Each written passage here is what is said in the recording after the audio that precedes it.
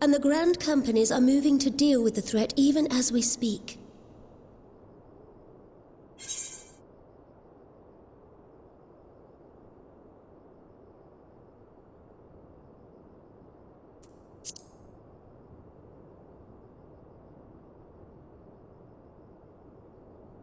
Though we are aware that the task will not be easy, we would call upon the Scions only as a last resort. Pray, conserve your strength for now. After all, it was not so very long ago that you rid us of Bahamut. On which note, I am pleased to report that our talks with the Amalja have reached an agreeable conclusion. They have pledged their full support to our cause. It is our hope that this historic agreement will encourage other tribes to join us at the negotiating table. And I know that I speak for all of the Allied leaders when I say that we will welcome them with open arms at such time as they do. Of course, this was only made possible by the feats of heroism performed at Paglfam. Moreover, we shall not allow the sacrifices of those fallen in battle to have been made in vain. As hope leads to victory, shall victory lead to a new dawn for Eorzea. May these words ever be our guide, Your Grace.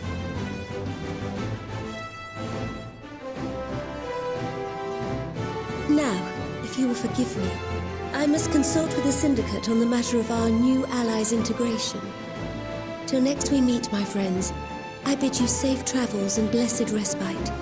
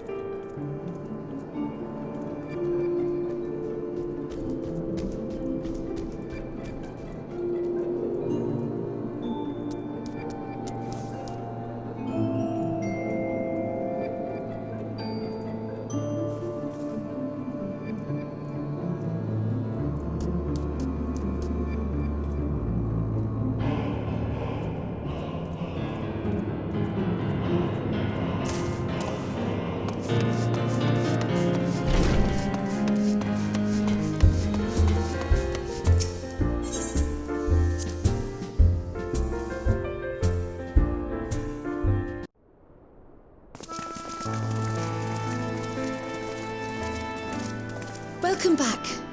I expect you must all be exhausted. Ere you take your rest, however, I would beg a moment of your time. Thanks to Arenvold's selfless efforts, we may now be confident that we understand the function of the towers. But many questions remain regarding the reason for the summonings and what lurks behind the looming edifice in Garlemald. Until such questions are answered, we will struggle to devise an effective strategy for thwarting the Telophoroi's stated aim. Nothing less than the destruction of this star. And so, given the gravity of the situation, I move that we petition the aid of Sharlayan.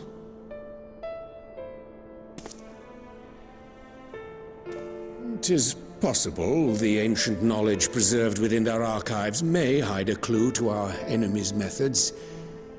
But given Sharlayan's established policy of non-intervention, our former colleagues are not like to aid us in its discovery."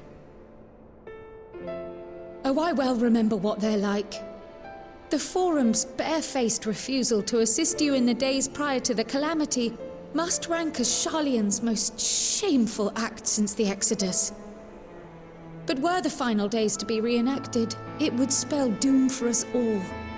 Surely even they cannot turn a blind eye to that. I trust we are all of the same mind on this matter. Urgent as it seemed, I took the liberty of petitioning the Alliance for leave to act as Eorzea's emissary, and have since received their blessing. I presume your role as a student of Baldessian will carry some weight with the Forum? One can but hope. If truth be told, our organization has been a shadow of its former self ever since the disappearance of the Isle of Val. But the name does still retain some degree of prestige. I only pray it will be enough. If there are no objections, I shall depart for Sharlayan at once. But before I do, I should also mention the other matter to which I would devote some time during my stay. After hearing what transpired in the first, I began to question the true nature of Hydaelyn's blessing, a topic I have discussed at some length with Y'shtola. We were wondering, when was the last time Hydaelyn spoke to you directly?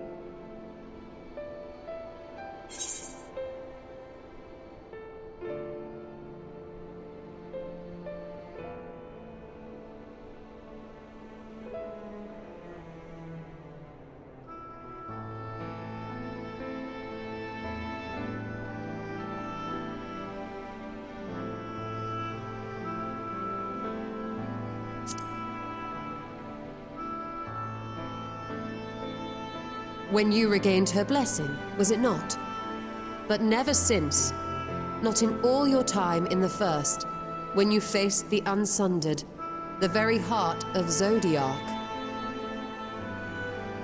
History shows us that Hydaelyn is able to awaken the echo in her chosen, convey her will directly, and grant the blessing of light. To our knowledge, however, she has not sought to intervene in man's affairs for some considerable time. Might not the explanation for that lie with her choice of champion? Mayhap she is content to trust in his judgment. Mayhap she is.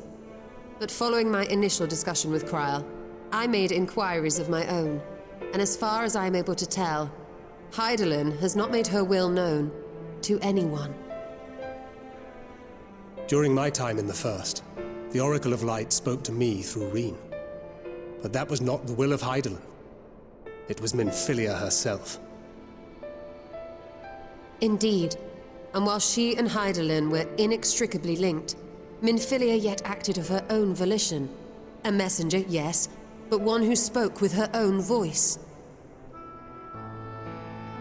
I wonder, could Hydaelyn's silence suggest the presence of some disruptive force, perhaps? Some obstacle to communication? While I share Urianger's high opinion of your conduct, I see no reason why she would deny you her guidance altogether. Then again, who am I to say? The fact is, we simply don't know. But if the explanation is to be found anywhere, I can think of worse places to look than the archives of Sharlayan, and their research on the Ethereal Sea in particular.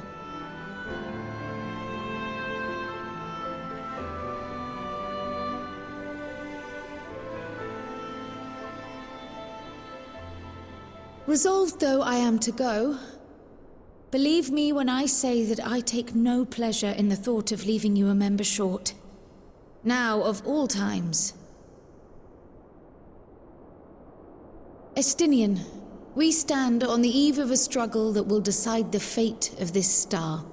One in which we Scions may play a telling part, yet we are but few in number. And so I must ask you again, will you join us?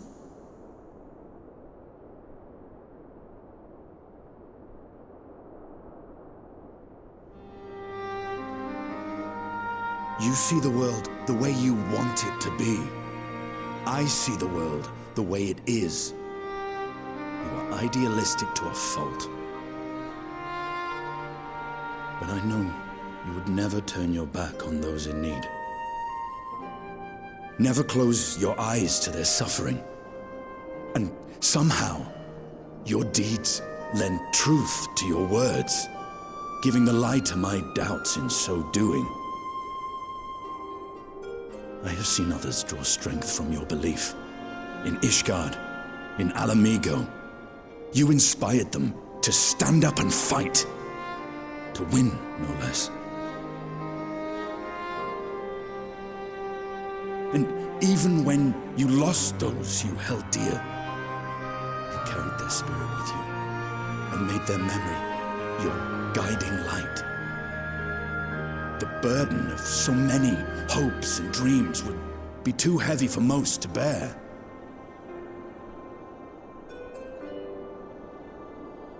But you bear it willingly, as you have shown me. Some dreams are too important to let go.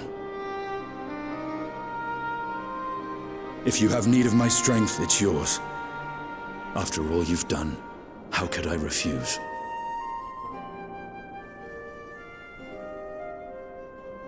Thank you, Estinian. Whatever challenges await us, I shall not falter. You have my word.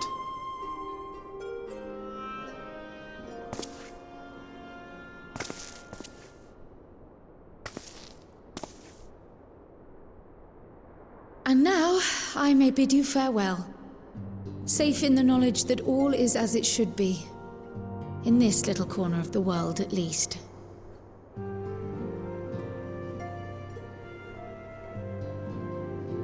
You will be sorely missed. Tread warily in Sharlayan, and do try not to let the Forum embroil you in their politics. A forlorn hope, I know, given the individuals involved. I shall do my very best. Farewell.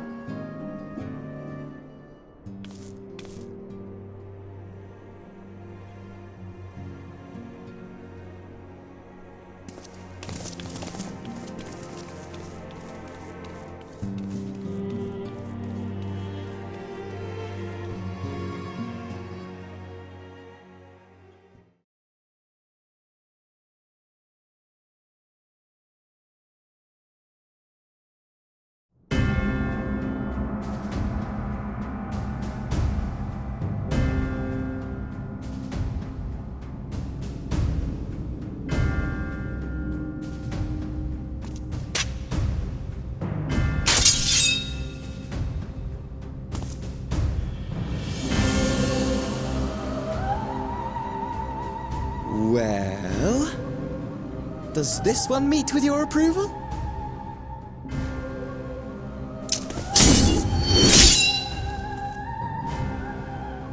Apparently not. Or could it be that you're still upset about the dragons? You are unwise to remind me of so costly a failure.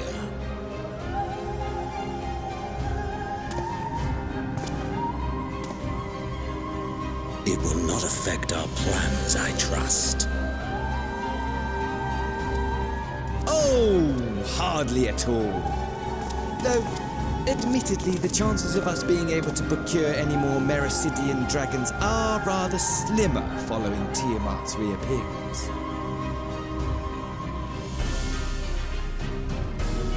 Oh, but the seeds have been sown, my lord. We have only to wait for them to quicken. Speaking of preparations, is it safe to assume that you will be ready to control you-know-what? The hour draws nigh. This nation, forged for Ascian ends, will finally prove its worth. A mighty empire, now no more than an instrument of this star's destruction. What a pleasure it will be to put it to use. Which brings me back to our earlier topic. My lord, while I appreciate that it is not an easy decision, it really is past time you chose your weapon. There is one that I have been meaning to test.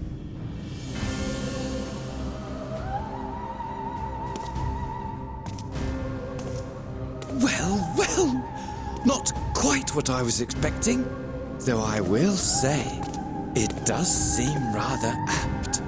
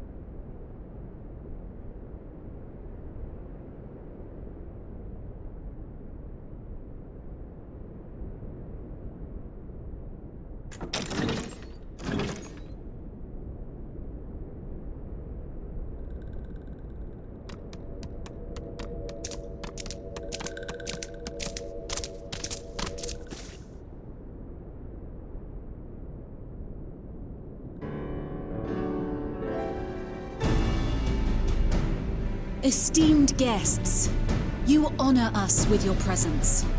As there is much to discuss, let us begin. Information on our taken brethren you have, yes?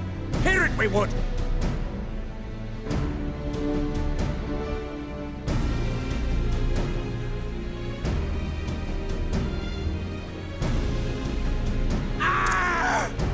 Beyond forgiveness, these featherless ones are! With rivers of blood shall they pay. Freed our people must be! We too would see your kin liberated.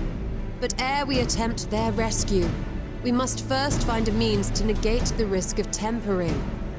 Without that, we will be unable even to approach the towers, let alone contend with their defenders.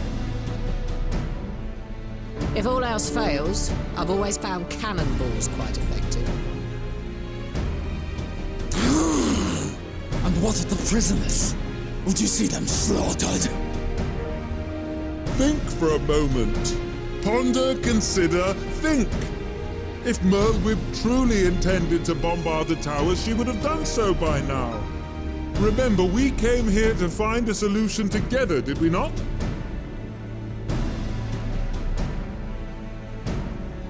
Y'Stola spoke of defenders. I but offered a means to clear a path, should you require it.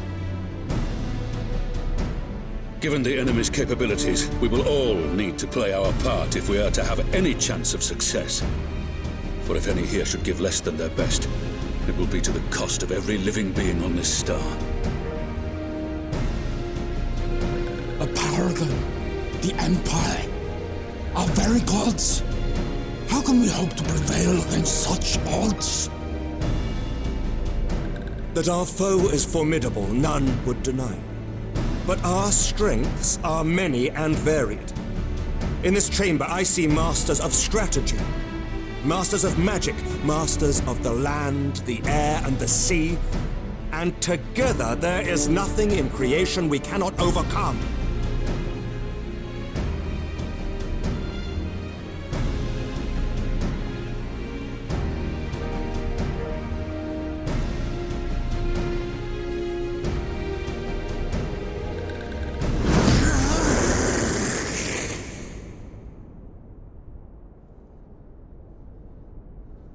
I beg your pardon?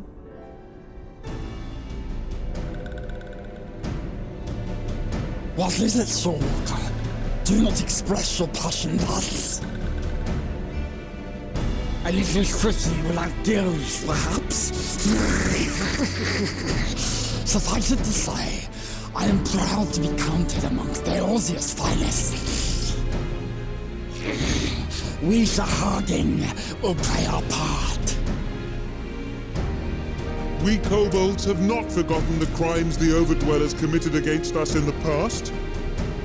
But today we look to the future as allies united in purpose.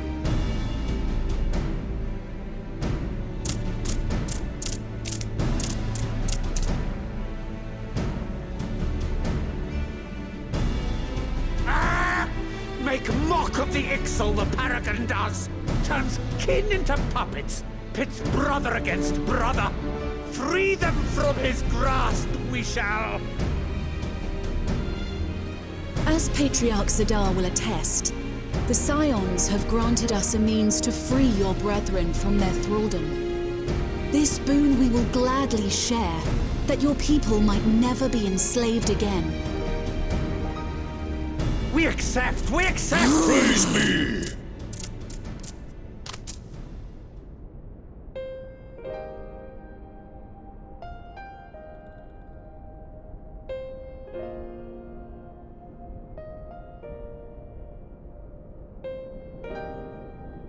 It's taken a while, but I do believe we might be one step closer to a world without primals. Would that Minfilia were here to see it.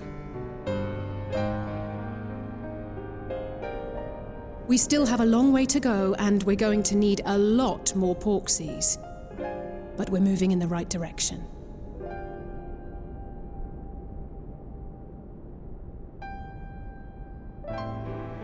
If I may have your attention, there is one other point I would like to raise. As we can all agree, freeing those held captive must take precedence over every other concern. But experience has taught us that none save those with the capacity to resist tempering can hope to enter the towers unscathed. And even once inside, a still greater threat may yet await them, that which we call a primal. Needless to say, if we are to succeed, engaging with such foes can only ever be considered a last resort. And so I move that we seek to prevent them from being summoned in the first place. Yes! Both prayer and ether are needed for the ritual. Should either one be denied, the summoning would fail. Indeed. And so we must endeavor to discover the source of the ether on which the process depends.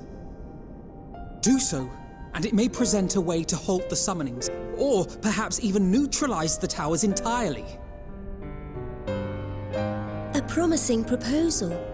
While you are conducting your investigations, however, we will need to remain vigilant, lest the Telophoroi commit further abductions and summon primals ere we have the means to prevent them.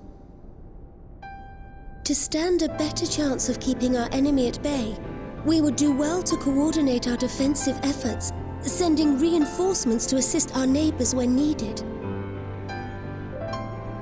We Amalja would have been overwhelmed were it not for our newfound allies. But say the word, and we shall come.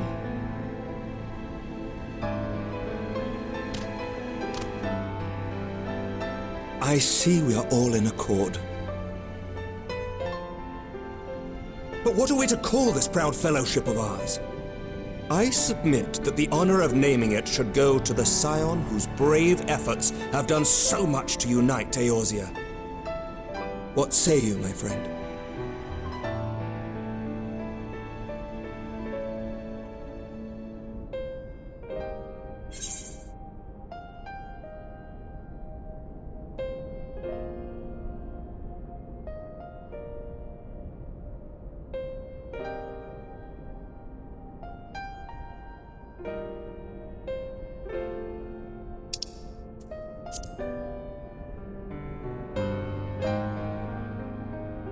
Might I suggest the Grand Company of Eorzea?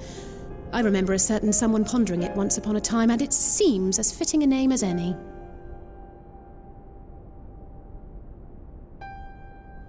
A fine choice, for there is none here who does not love Eorzea. Aye, in that we shall ever be united. United in our gratitude for the realm that gave us life.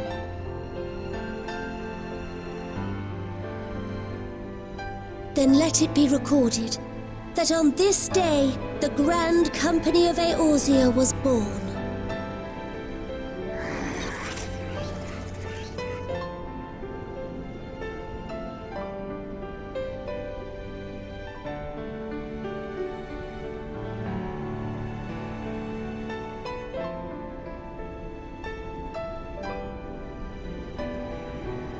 How long have we dreamed of this moment? And now that it's here, Oh, forgive me. Might we speak outside?